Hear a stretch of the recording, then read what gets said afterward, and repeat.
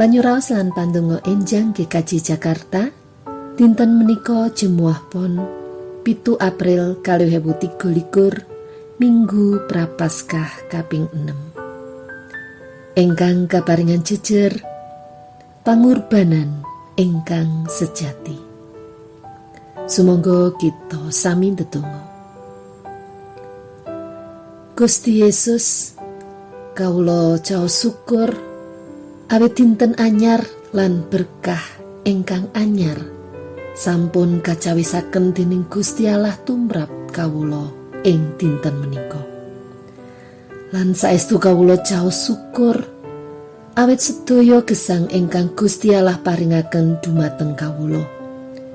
Amargi kawula nglenggana bilih menawi kawula gesang dumugi dinten menika, sedaya saking kasaenan ingkang Gusti paringaken dumateng kawula. Mugi paring pangapunten dosa tuwin kalepatan kawula, saha sinagetna kawula mangertos, nyuraos saha nindakaken sabda pangandika paduka kanthi leres cunduk kaliyan karsanipun paduka wonten ing gesang kawula. Amin. Waosan leksionari saking Yesaya bab 50 ayat 13 dumugi bab 53 ayat 12, Jabur bab 21, Ibrani bab 11 ayat 16 dumugi selangkung, lan Yokanan bab 18 ayat 1 dumugi bab 19 ayat 12. Minangka ayat nats kapethik saking Ibrani bab 11 ayat 23 ingkang mekaten. Dikukuh anggon kita padha ngandhemi sahadating pangarep-arep, jalaran panjenengane kang mrastiyakake iku tuhu setya.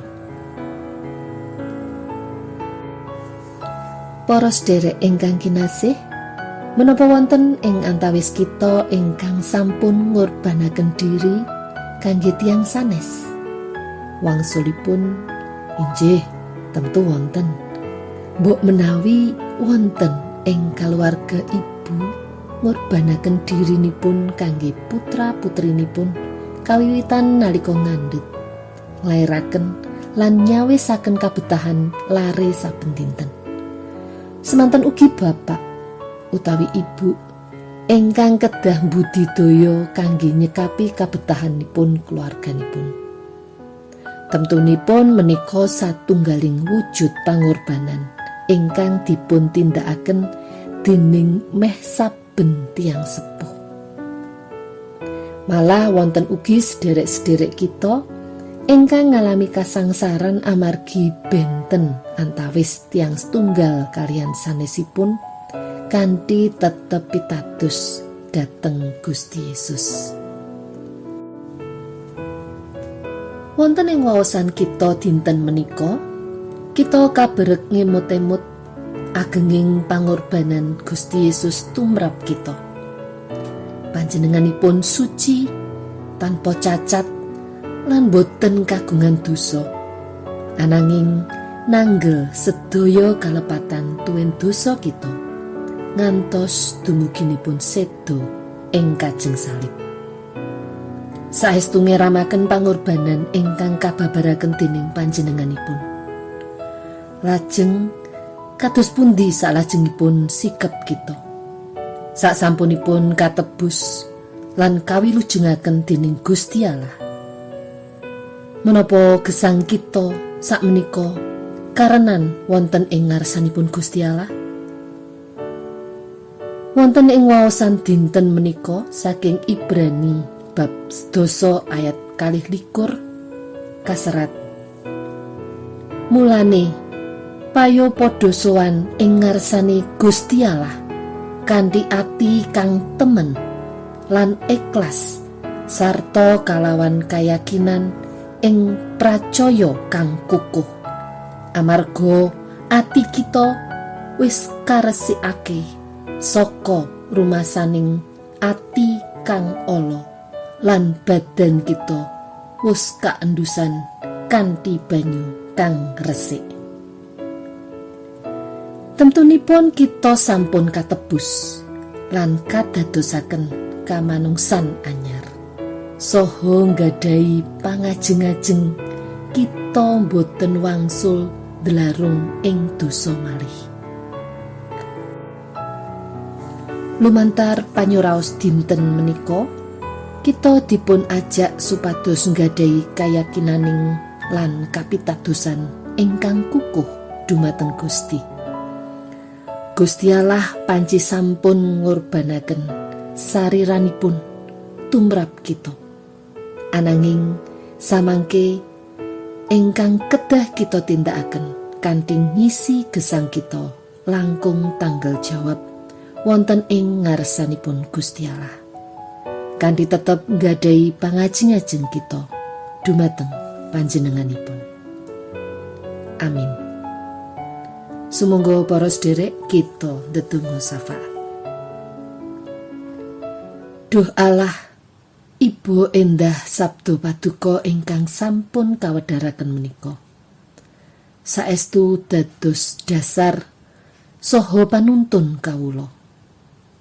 Mugi paduka maringi manah ingkang wicaksana dumateng kawula kangge ngginakaken wekdal ingkang cumawis kanthi sae lan karenan wonten ing ngarsa paduka, kanthi miturut ing margi paduka kemawon. Duh Allah, kawula nyuwun panuntun supados kawula nggadahi iman kapitadosan ingkang leres dumateng paduka, lan sinagetna kawula njagi ngrimati kapitadosan kawula dumateng paduka.